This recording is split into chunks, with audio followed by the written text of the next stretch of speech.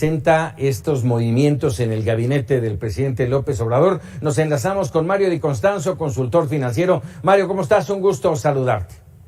Al contrario, muy buenas noches, Paco. Un saludo a ti y a todo tu auditorio. Muchísimas gracias. A ver, ¿cómo ver este cambio? ¿Es bueno, es malo? ¿Es una buena decisión del presidente? Mira, yo creo que el cambio de Rogelio Ramírez de la O, de la llegada de Rogelio Ramírez de la O, pues tiene un aspecto positivo, ¿no? Para mí representaría, si le hacen caso a Rogelio, porque bueno, esto también es muy importante, que pues regresan a un programa económico, yo te diría, menos radical, menos ortodoxo, con una mejor visión en cuanto a la iniciativa privada, ¿no? En cuanto a la inversión privada. Eso me parece un punto de vista bueno, un giro. Creo que hay que decidir y veamos el qué va a hacer con la política energética. Definitivamente es un tema que yo sepa no está peleado con la inversión privada, Rogelio. Luego entonces en ese sentido puede ser un cambio, yo diría positivo, o la señal que se está mandando al mercado es positiva. ¿Qué pasa del lado del Banco de México? Yo creo que aquí tenemos que ver primero lo que dice la ley, efectivamente, ¿no? La ley dice que el gobernador del Banco Central, el candidato a subgobernador, tiene que tener dos condiciones o dos requisitos muy importantes. Gozar de reconocida competencia en materia monetaria, es decir, no de la economía en general, sino específicamente en materia monetaria, y además haber desempeñado durante 5 años cargos de alto nivel en el sistema financiero mexicano o en las dependencias, organismos o instituciones que ejerzan funciones de autoridad en materia financiera. Esto, desafortunadamente, Arturo Herrera no los cumple, no cumple con estos requisitos, no tiene los 5 años como integrante o desempeñando un cargo de alto nivel en materia financiera. Usted recordará que es secretario de Hacienda desde hace 2 años, cuando más, sustituyó a Carlos Ursúa, y hay un antecedente importante en el 2017, cuando a Carlos Hurtado, subsecretario de Hacienda también, el Senado rechaza su nombramiento precisamente por carecer de este perfil que exige la ley. Luego entonces, bueno, el cambio de secretario de Hacienda creo que es una señal positiva. Habrá que ver ya en la práctica si de veras le van a hacer caso a Rogelio Ramírez de la O simplemente va a suceder lo mismo, porque podemos poner ahí al premio Nobel o al mejor economista del mundo o al peor economista, pero si no le van a hacer caso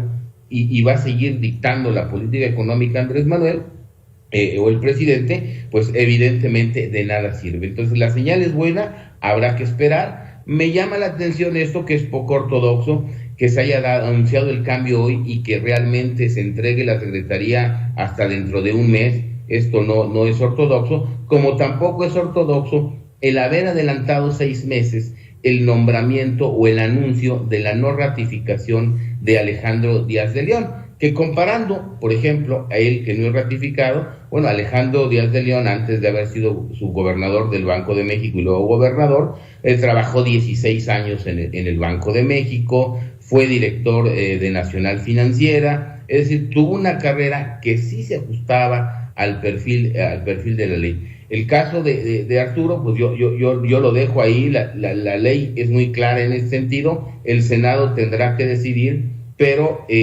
si atendemos a lo que dice el artículo 39 de la ley de Banco de México, pues difícilmente estaría pues ajustándose a los criterios que exige la propia ley de Banxico. Y en cuanto al tema de Rogelio, pues un mes yo creo que es demasiado. Hay que recordar que el presupuesto de egresos de la Federación, el paquete económico para el próximo año, se entrega el 8 de septiembre y que tendrían escasamente 2 meses para preparar este paquete. Hay que recordar que viene una reforma fiscal o que se requiere una reforma fiscal en la que yo creo que ya se debería de estar poniendo sobre la mesa y que desde mi personal punto de vista lo que va a plantear Rogelio pues va a chocar con lo que ha planteado en este momento la iniciativa privada. Habrá que ver.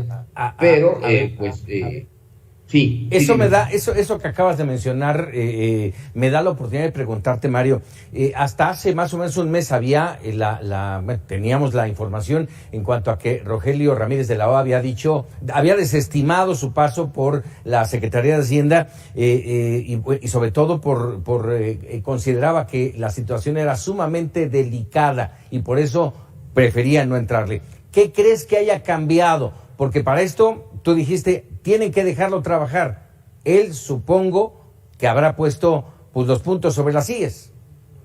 Definitivamente, mira, yo creo que una de las cosas, o uno de los hechos que genera la llegada de Rogelio, que además se venía hablando desde hace muchísimo tiempo, pues es que él de alguna manera pidió que se le dejara actuar. Uh-huh. Es decir, que se le hiciera caso y que se atendieran a sus recomendaciones. Las finanzas públicas hoy están quebradas. En abril la recaudación del impuesto sobre la renta cayó 16%, es decir, hay que hacer algo. ¿Qué reforma fiscal va a plantear? Bueno, yo creo que no es nuevo tampoco lo que viene sosteniendo Rogelio desde incluso antes, desde el 2012, porque el planteamiento de Rogelio, estuve en algún momento en ese grupo, es desde el 2006. Y recordaremos, por ejemplo, que en ese entonces se planteaba pues la derogación total del régimen de consolidación fiscal, la derogación total de la depreciación acelerada de activos, la derogación total de la posibilidad de las inmobiliarias depreciar los terrenos que compraran. Es decir, traía una línea muy marcada, uh-huh, que contrariamente choca con lo que hasta ayer o hasta hace pocos días ha estado comentando, por ejemplo, la Coparmex, que pide que precisamente se restaure la depreciación acelerada de activos, se den más incentivos fiscales, y esto es lo que vamos a ver en la práctica. Luego entonces creo que esto ya debería de estarse poniendo en la mesa si estamos a punto de iniciar o de entregar un paquete económico para el próximo año que además pues exige de dos cosas, ¿no? Una serie de requerimientos de gasto, bueno o malo, ahí están, por ejemplo, pues el incremento de la pensión de adultos mayores, que tan solo en el segundo semestre de este año va a requerir 100,000 millones de pesos de gasto adicional en las finanzas públicas, y una serie de requerimientos de los proyectos de inversión, del gasto normal del sector público. Entonces, yo creo que el tema es no menor. Me parece que es un error retrasar tanto tiempo y que se tome las riendas de la Secretaría de Hacienda para lanzar un programa económico o para preparar un presupuesto de egresos de la Federación con los detalles que se tienen que preparar y sobre todo con los ingresos públicos, porque el gran tema van a ser los ingresos públicos y desde luego que esto ya debería estarse abordando. No dudo de la capacidad de Rogelio Ramírez, pero también él tendrá que hacerse de su equipo. Él tendrá que nombrar sus secretarios, él tendrá que empezar a conocer la Secretaría. Es un economista con muchísima experiencia, pero es un economista que nunca ha sido servidor público. No es lo mismo enfrentarse ya sentado desde la silla de la Secretaría de Hacienda a todas las vicisitudes, a cómo funciona la propia Secretaría. Oye, Mario, y agregado a esto que nos dices, hay dos temas más que son importantes. Uno, el tema Pemex, cómo lo va a abordar, es un tema fundamental, y también la relación con la iniciativa privada. Mira, evidentemente, Paco, y te lo adelanto, o sea, Rogelio, yo no creo que le haya gustado pues ver o inyectarle tanto dinero que se le ha inyectado a Pemex durante estos 2 años.